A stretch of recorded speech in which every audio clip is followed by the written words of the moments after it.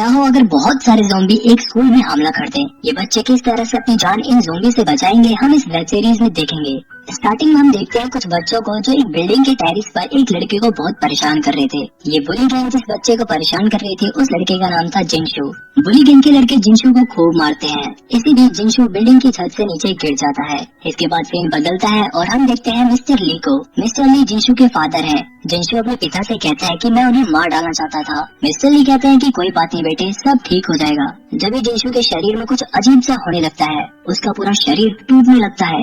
यहाँ पर मिस्टर ली को देखकर साफ लग रहा था कि कुछ न कुछ तो सस्पिशियस जरूर था। जिंशु की खराब हालत को देखकर मिस्टर ली कहते हैं कि मुझे माफ कर देना मेरे बेटे, और फिर मिस्टर ली उसे मार डालते हैं। इसके बाद मिस्टर ली जिंशु की बॉडी को एक बैग में भरकर ठिकाने लगाने जा रहे थे, लेकिन यहाँ पर हमें पता चलता है कि जिंशु अभी मरा नहीं था। सीन बदलता है और हम ह्योसन हाई स्कूल नाम के स्कूल का सीन देखते हैं जिसमें जिंशु भी पढ़ता था।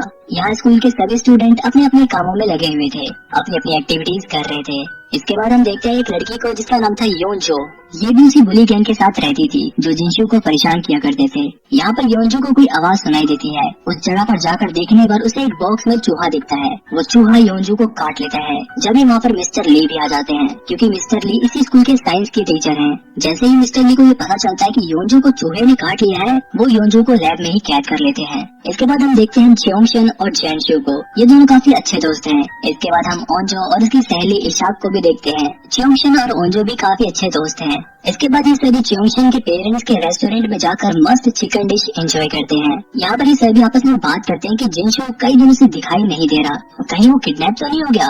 अगले दिन स्कूल खुलता है और सभी बच्चे स्कूल जा रहे हैं। इन्हीं की क्लास में एक और स्टूडेंट था जिसका नाम था शुयोग। यहाँ पर वो देखता है कि बुली गैंग एक लड़के और एक लड़की को अपने अड्डे पर ले जाकर उन्हें बुली करने लगते हैं। बुली गैंग के लड़के इस लड़के को खूब मारते हैं और उसके दोस्त की न्यूड वीडियो भी बना लेते हैं और उसे सेक्सुअली हरास भी करते हैं।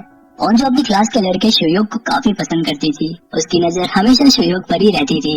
थोड़ी देर में क्लास स्टार्ट होती है और टीचर इनसे पूछती है कि क्या किसी ने योनजो को देखा है। उसका कल से कुछ पता नहीं चल रहा, लेकिन किसी को भी उसके बारे में कुछ मालूम नहीं था। और पता भी कैसे चलता, क्योंकि उसे तो मिस्टर ली ने साइंस लैब में कैद कर रखा था। इधर योनजो की हालत बहुत ज्यादा खराब हो गई थी और वो अपने हाथों में लगे लॉक को तोड़ देती है। इसके बाद हम क्लास का सीन देखते हैं जहाँ पर एक टीचर बच्चों को पढ़ा रही थी। जब एक लड़की के पेट में कुछ प्रॉब्लम लग रही थी, इसलिए वो टॉयलेट चली जाती है। क्लास के बीच में ही थोड़ी देर बाद योनजो यहाँ पर आ जाती है। उसकी हालत को देखकर क्लास के सभी बच्चे एकदम हैरान हो जाते हैं। यहाँ पर योनजो सबको बताती है कि मिस्टर ली ने मुझे कैद करके रखा था और उन्होंने मुझे पता नहीं कौन कौन से इंजेक्शन लगाए। टीचर शुयोग, ओंजो और उसके दोस्तों की हेल्प से योनजो को स्कूल के फर्स्ट एड रूम में लेकर जाती है। डॉक्टर फटाफट उसका इलाज शुरू कर देती है, लेकिन योनजो की हालत काफी ज्यादा खराब थी, इसलिए डॉक्टर उसे इंजेक्शन लगा देती है और उसे हॉस्पिटलाइज करने के लिए एम्बुलेंस को कॉल कर देती है। इसके बाद स्कूल में एम्बुलेंस आ जाती है और योनजो को लेकर हॉस्पिटल की ओर निकल जाती है। इसके बाद क्लास में जाते जाते ओंजो शुयोग को डेट पर चलने के लिए ऑफर करती है। शुयोग कहता है कि तुम तो च्योंगशन को डेट कर रही हो ना। ओंजो कहती है कि नहीं नहीं, हम तो सिर्फ अच्छे दोस्त हैं, बस और कुछ नहीं। इधर टीचर और प्रिंसिपल इस पूरे मैटर के बारे में मिस्टर ली से बात कर रहे थे। जब भी वहाँ पर क्लास टीचर के बुलाने पर पुलिस और डिटेक्टिव की टीम भी आ जाती है और मिस्टर ली को गिरफ्तार कर लेती है। वहीं स्कूल की डॉक्टर को ये पता चलता है कि जब वो योनजो को इंजेक्शन लगा रही थी, तभी योनजो ने उनके हाथ पर काट लिया, इसलिए उनके हाथ में काफी पेन हो रहा था। और देखते ही देखते उस डॉक्टर की भी हालत बहुत ज्यादा खराब हो जाती है। इसके बाद हम देखते हैं कि स्कूल में लंच हो गया है और सभी बच्चे अपनी क्लास से बाहर निकल गए हैं। कैंटीन में ओंजो अपनी सहेली इशाक को बताती है कि वो शुयोग को पसंद करने लगी है। वहीं शुयोग अपनी क्लास के प्रेसिडेंट से बात करने की कोशिश करता है, लेकिन क्लास के प्रेसिडेंट का कोई दोस्त नहीं था, इसलिए वो सबसे बहुत कम बात करती थी। दूसरी तरफ स्कूल डॉक्टर एक लड़की के ऊपर हमला कर देती है और उसे काट लेती है, क्योंकि वो एक ज़ॉम्बी बन चुकी थी। वो बाकी स्टूडेंट को काटने के लिए दौड़ती है और वो लड़का भी ज़ॉम्बी बन गया था और वो क्लास में घुसकर दूसरे बच्चों को काट लेता है। दूसरी तरफ ओंजी, यानी कि वो लड़की जिसकी वीडियो बुली गैंग ने बनाई थी, वो स्कूल की छत से कूदकर सुसाइड करने जा रही थी। उसका दोस्त उसे रोकने की बहुत कोशिश करता है, लेकिन जैसे ही वो लड़की नीचे कूदने जा रही थी, जब वो देखती कि स्कूल की खिड़कियां तोड़कर कई सारे बच्चे नीचे गिर रहे हैं। इन्हें उसी इन्फेक्टेड डॉक्टर और बच्चे ने काटा था जो ज़ॉम्बी बन गए थे, इसलिए अब वो भी ज़ॉम्बी बन गए हैं। वहीं वो लड़की जिसके पेट में दर्द हो रहा था, वो अपने घर वापस जा रही होती है। दूसरी तरफ बाकी बचे हुए बच्चे ज़ॉम्बी बन चुके इन्फेक्टेड बच्चों से बचकर भाग रहे थे। यहाँ पर शुयोग अपनी क्लास के प्रेसिडेंट को ज़ॉम्बी से बचाता है। वहीं कैंटीन में ओंजो अपने दोस्त च्योंगशन से कहती है कि मैं शुयोग को पसंद करती हूँ। और मैं उसे डेट करना चाहती हूँ। तुम शियो के काफी अच्छे दोस्त हो, तुम उससे मेरे बारे में बात क्यों नहीं करते? ये सुनकर च्योंगशन एकदम शॉक हो जाता है और बोलता है कि हम इतने अच्छे भी दोस्त नहीं है, मैं इस बारे में तुम्हारी कोई भी मदद नहीं कर सकता। जब भी इन्फेक्टेड होने की वजह से ज़ॉम्बी बने हुए स्टूडेंट एक दूसरे को काटते हुए कैंटीन की तरफ पहुंच जाते हैं और तो ये सब देखकर काफी शॉक हो जाती है जब एक ज़ॉम्बी उसके पास आ जाता है और यहीं पर एपिसोड 1 एंड हो जाता है। दूसरे एपिसोड की शुरुआत में हम देखते हैं कि स्कूल के बहुत सारे बच्चे ज़ॉम्बी बन चुके हैं। दूसरी तरफ स्कूल का प्रिंसिपल सभी टीचर्स को बुलाकर उनसे कहता है कि ये मामला हमें स्कूल के अंदर ही सुलझा लेना चाहिए था, इसमें हमें पुलिस को इन्वॉल्व नहीं करना चाहिए था। लेकिन क्लास टीचर उस सन की प्रिंसिपल की बात नहीं मानती और बच्चों को अलर्ट करने के लिए अनाउंसमेंट रूम में ज़ॉम्बी से बचते हुए पहुंच जाती है। कैंटीन में भी ज़ॉम्बी ने हमला कर दिया था। ओंजो के पास एक ज़ॉम्बी आ गया था, लेकिन जैसे ही वो उसे काटता च्योंगशन ओंजो को बचा लेता है और यहाँ पर ज़ॉम्बी और बचे हुए स्टूडेंट के बीच में तगड़ी फाइट होती है। च्योंगशन ओंजो को ज़ॉम्बी से बचाते हुए अपनी क्लास में पहुंच जाता है। वहीं शुयोग प्रेसिडेंट को ज़ॉम्बी से बचाकर भाग रहा था और वो दोनों भी कीड़े की मदद से उसी क्लास में ज़ॉम्बी से बचते हुए पहुंच जाते हैं। दूसरी तरफ योंजू को लेकर एम्बुलेंस हॉस्पिटल पहुंच जाती है। वहीं डिटेक्टिव मिस्टर ली से पूछताछ करते हैं तो उन्हें पता चलता है कि मिस्टर ली पहले एक साइंटिस्ट थे, बाद में वो एक टीचर बन गए और जब स्कूल के बच्चे उनके बेटे को रोज बुली करते थे तो उन्होंने अपने बेटे के डर को भगाने के लिए एक एक्सपेरिमेंट किया और एक चूहे को बिल्ली से खूब डराया और कई दिनों तक डरने के बाद जब बिल्ली के लिए जो चूहे का डर था वो गुस्से में बदल जाता है तो मिस्टर ली उस चूहे के डीएनए से इस खतरनाक वायरस को बनाते हैं। अपने बेटे का डर खत्म करने के लिए मिस्टर ली उस वायरस को अपने बेटे के अंदर डाल देते हैं ताकि उसका डर खत्म हो जाए, लेकिन उसकी वजह से उनका बेटा ज़ॉम्बी बन गया और उसने अपनी ही माँ को काट लिया। इसलिए मिस्टर ली उन सभी को क्वारंटाइन करके उनका इलाज करते थे।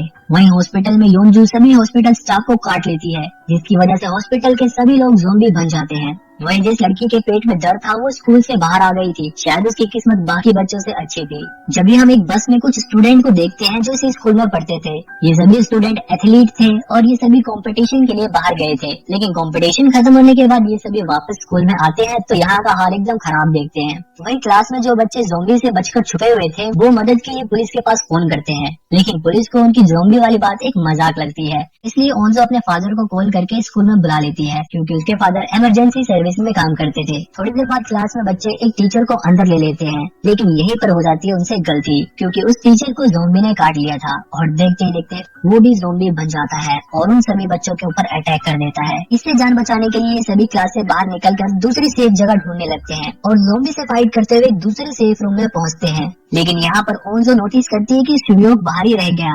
उन सभी को लगता है कि शुयोग अब ज़ॉम्बी बन जाएगा। वहीं स्कूल की छत पर वो दोनों बच्चे सारा खौफनाक सीन देख रहे थे। वहीं दूसरी तरफ स्कूल के वॉशरूम में कुछ बच्चों के ऊपर ज़ॉम्बी अटैक कर देते हैं, लेकिन आर्चरी करने वाले बच्चे जो कंपटीशन से आए थे वो अपने भाई को ढूंढने के लिए यहीं पर रुक जाती है और अपनी कमाल की तीरंदाजी से उन ज़ॉम्बी को मार डालती है। वहीं क्लास टीचर अनाउंसमेंट रूम से अनाउंसमेंट करती है कि सभी बच्चे किसी सेफ जगह पर छुप जाएं। क्लास में ओंजो नोटिस करती है कि उसकी फ्रेंड इशाक का बॉडी टेम्परेचर भी काफी कम हो गया है, तभी इशाक ज़ॉम्बी बन जाती है और ओंजो के ऊपर अटैक कर देती है। च्योंगशन ओंजो को बचाने के लिए इशाक को खिड़की से धक्का दे देता है। ओंजो ये सब देखकर काफी सैड हो जाती है क्योंकि इशाक उसकी सबसे बेस्ट फ्रेंड थी और वो अपने दोस्त के साथ बिताए सभी लम्हों को याद करने लगती है। अब ये जगह सेफ नहीं थी, इसलिए सभी पाइप की हेल्प से एक दूसरी जगह जाने का डिसाइड करते हैं। च्योंगशन एक एक करके सभी को अनाउंसमेंट रूम में भेजता है जहाँ पर पहले से ही क्लास टीचर थी। सभी बच्चे चले जाते हैं लेकिन ओंजो वहाँ से नहीं जाना चाहती थी। वो च्योंगशन से कहती है कि मुझे मर जाने दो, अब कोई भी नहीं बचा जिसके लिए मैं जिंदा रहूं। मेरी बेस्ट फ्रेंड भी मर गई और जिससे मैं प्यार करती थी वो भी मर गया। ये सुन के च्योंगशन को काफी दुख होता है क्योंकि ओंजो के दिल में अब च्योंगशन के लिए कुछ भी नहीं था,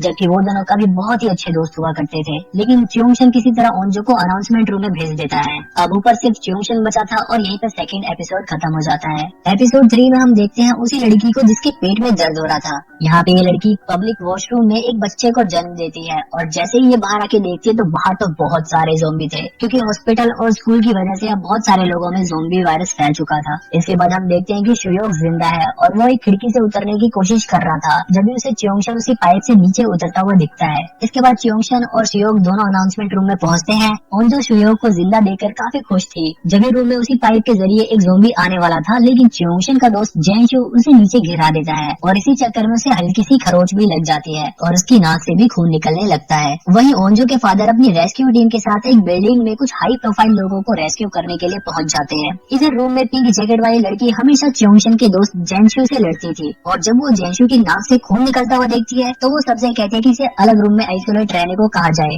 हालांकि जेंशु का खून ज़ोंबी की वजह से नहीं बल्कि किसी और चोर की वजह से निकल रहा था। वहीं बुली गैंग का वो बदमाश लड़का अभी भी कैंटीन में सरवाइव कर रहा था और अपनी जान बचाने के लिए वो ज़ोंबी के सामने दूसरे लोगों को फेंक देता था। दूसरी तरफ च्योंगशन की मॉम ने टीवी पर ये सब देख लिया था कि लोग ज़ोंबी बन रहे हैं और इसकी शुरुआत उनके बेटे के स्कूल से ही हुई है। इसके बाद वो फटाफट अपना स्कूटर उठाती है और अपने बेटे च्योंगशन को बचाने के लिए निकल जाती है। लेकिन बाहर तो पूरी सिटी का हाल खराब था, पूरी सिटी में मार्शल लॉ लागू हो गया था।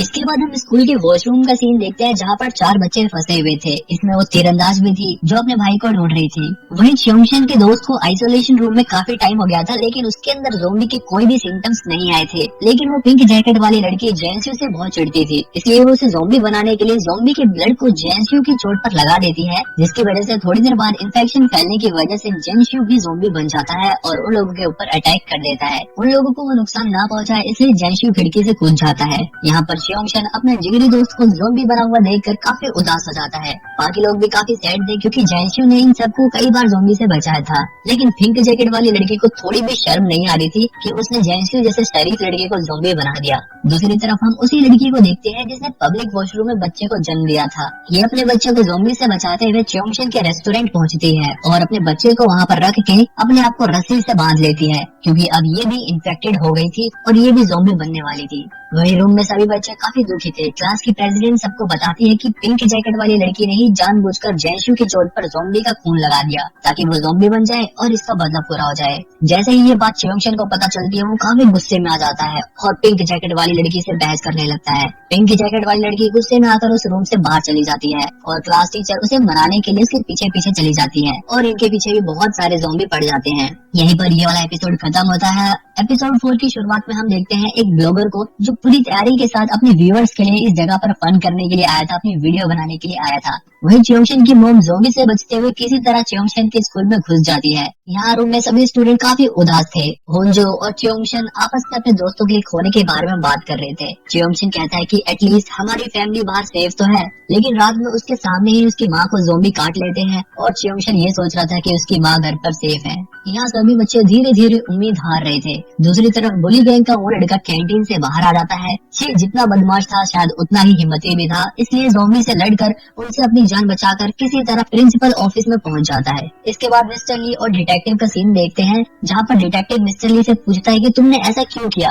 मिस्टर ली उसे बताता है कि स्कूल के सभी बच्चे उसके बेटे जिंशु को हमेशा परेशान करते थे, जिसकी वजह से उसे हॉस्पिटल में भर्ती करना पड़ा। जब उसने प्रिंसिपल से इस बारे में शिकायत करी तो प्रिंसिपल ने उसकी बात को मजाक समझा और इस मैटर को बिल्कुल भी सीरियसली नहीं लिया। मिस्टर ली ने जिंशु का स्कूल चेंज करा दिया, लेकिन वो बुली गैंग के लड़के उसे ढूंढ ढूंढ कर परेशान करते थे और उसे मारते थे। एक दिन परेशान होकर जिंशु घर आता है और बोलता है कि पापा मैं मरना चाहता हूँ क्योंकि मुझसे लड़ा नहीं जाता, और वो सुसाइड अटेम्प्ट भी करता है। अपने बच्चे को इतना परेशान देखकर मिस्टर ली अपना बनाया हुआ वायरस जिंशु की बॉडी में डाल देते हैं ताकि उसका डर गुस्से में बदल जाए और वो अपने आप को प्रोटेक्ट कर सके, जिसकी वजह से ये सब कुछ सीन हुआ। ये सीन काफी इमोशनल भी था। मुझे कमेंट में बताओ कि मिस्टर ली ने अपने बेटे के लिए जो किया क्या वो ठीक था। पुलिस स्टेशन में भी ज़ोंबी अटैक हो जाता है और वहाँ भी सभी लोग ज़ोंबी बन जाते हैं। डिटेक्टिव मिस्टर ली को लेकर सेफ जगह पर जा रहा था कि जब भी उनके सामने एक ज़ोंबी आ जाता है। डिटेक्टिव को बचाने के लिए मिस्टर ली खुद ही ज़ोंबी के सामने आ जाते हैं और ज़ोंबी बनते बनते डिटेक्टिव से कहते हैं कि इस वायरस का एंटीडोट का फॉर्मूला मेरे कंप्यूटर में तुम्हें मिलेगा जो कि स्कूल की साइंस लैब में है।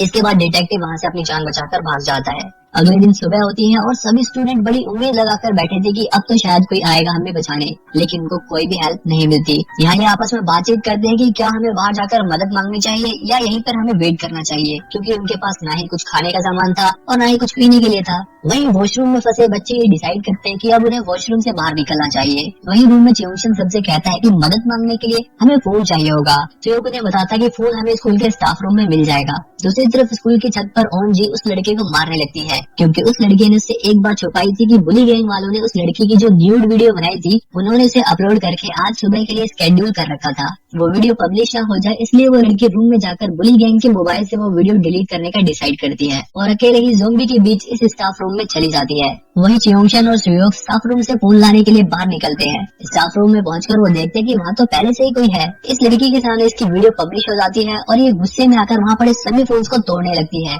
जब भी एक फोन इन दोनों के पास आकर गिरता है और जैसे ही ये वो फोन उठाते हैं वो लड़की इन्हें देख लेती है और इनसे वो फोन छीनने लगती है। शोर सुनकर ज़ॉम्बी भी स्टाफ रूम में आने लगते हैं। वो फोन तो खराब था इसलिए चोंगशन दूसरा फोन उठाकर भागता है और शुयोक अपनी जान बचाकर खिड़की से वापस रूम की तरफ जाता है। चोंगशन के पीछे कई सारे ज़ॉम्बी पड़ जाते हैं। वहीं ओंजो के फादर उन हाई प्रोफाइल लोगों को रेस्क्यू करने के लिए काफी मेहनत करते हैं। ज़ॉम्बी से किसी तरह उन्हें बचाकर बिल्डिंग की छत पर ले जाते हैं जहां से एक हेलीकॉप्टर के जरिए उन लोगों को रेस्क्यू कर लिया जाता है। वहीं ज़ॉम्बी से जान बचाकर चोंगशन प्रिंसिपल रूम में पहुंचता है जहां पर वो बदमाश लड़का प्रिंसिपल को मार रहा था क्योंकि प्रिंसिपल उसे मार रहा था। चोंगशन के मना करने पर भी वो लड़का प्रिंसिपल को जान से मार देता है। चोंगशन उसकी वीडियो बना लेता है और वो लड़का चोंगशन से फोन छीनने लगता है लेकिन चोंगशन फोन लेकर वहाँ से भागने लगता है। एपिसोड 5 में हम देखते हैं कि गवर्नमेंट इस वायरस को लेकर काफी ज्यादा सीरियस हो गई है। गवर्नमेंट मिलिट्री के साथ मिलकर प्लानिंग कर रही है। शुयोक वापस रूम में पहुंच जाता है लेकिन चोंगशन अभी तक फोन लेकर नहीं आया था इसलिए ओंजो काफी परेशान थी। वहीं चोंगशन भी भाग रहा था और बुली गैंग का बदमाश लड़का अभी भी उसका पीछा कर रहा था।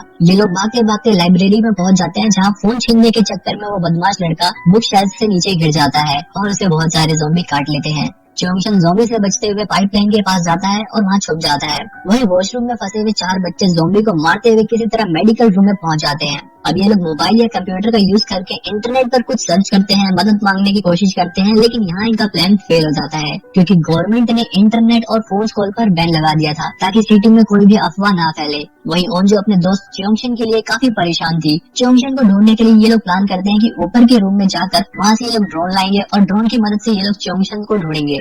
वहीं डिटेक्टिव भी किसी तरह अपनी जान बचाकर ज़ॉम्बी से बचकर चोंगशन के रेस्टोरेंट पहुंच जाता है। वहाँ उस न्यूबॉर्न बेबी को देखकर वो काफी हैरान था। वहीं चोंगशन पाइपलाइन से निकलकर किसी तरह म्यूजिकल रूम में पहुंचता है। दूसरी तरफ ओंजो ऊपर के रूम से ड्रोन ले आती है और ये सब मिलकर ड्रोन की हेल्प से चोंगशन को ढूंढने लगते हैं। वहीं वो 4 बच्चे मेडिकल रूम से आर्चरी रूम में जाने का डिसाइड करते हैं क्योंकि आर्चरी रूम में एक इमरजेंसी टेलीफोन है जिसके जरिए शायद उन्हें मदद मिल सकती है। दूसरी तरफ ये लोग ड्रोन से पता लगा लेते हैं कि चोंगशन म्यूजिकल रूम में है। अपने दोस्त को जिंदा देखकर ओंजो काफी खुश हो जाती है और शुयोक और ओंजो खुशी के मारे एक दूसरे को गले लगा लेते हैं। दूसरी तरफ हम क्वारंटाइन सेंटर को देखते हैं जिसमें इस सिटी के लोगों को क्वारंटाइन किया गया था ताकि इन्फेक्शन और लोगों में ना फैले। यहाँ के रूल्स काफी ज्यादा स्ट्रिक्ट थे। ओंजो के फादर काफी परेशान थे क्योंकि वो अपनी बेटी को बचाने के लिए बाहर नहीं जा पा रहे थे। वहीं हम एक बार फिर से उसी बदमाश लड़के को देखते हैं जिसे ज़ॉम्बी ने काट लिया था लेकिन अभी भी ये इंसानों की तरह बिहेव कर रहा था। यहाँ पर फ्लैशबैक में एक सीन जाता है और यहाँ पर हमें पता चलता है कि ये वायरस किसी किसी के शरीर में पूरी तरह से रिएक्ट नहीं कर पाता और ऐसा ही इस बदमाश लड़के के साथ हुआ है। अभी ये इंसानों की तरह बिहेव करेगा, मतलब इंसानों की तरह सोचेगा लेकिन इसके अंदर पावर्स बिल्कुल ज़ॉम्बी की आ जाएगी और ये जिसको काटेगा वो भी ज़ॉम्बी बन जाएगा। ये लड़का गुस्से में चोंगशन को ढूंढने के लिए निकलता है क्योंकि चोंगशन की वजह से ये ज़ॉम्बी बना और इसका ये हाल हुआ। एपिसोड 6 में हम देखते हैं कि अनाउंसमेंट रूम में सभी बच्चे काफी परेशान थे। क्लास के प्रेसिडेंट एक कमाल का प्लान बनाती है। फिर प्लान के अकॉर्डिंग शुयोक माइक पे ये बोलता है कि चोंगशन तो जहाँ कहीं भी है वहीं पर रहे। इसके बाद ये लोग म्यूजिकल रूम के अपोजिट साइड के स्पीकर पर गाने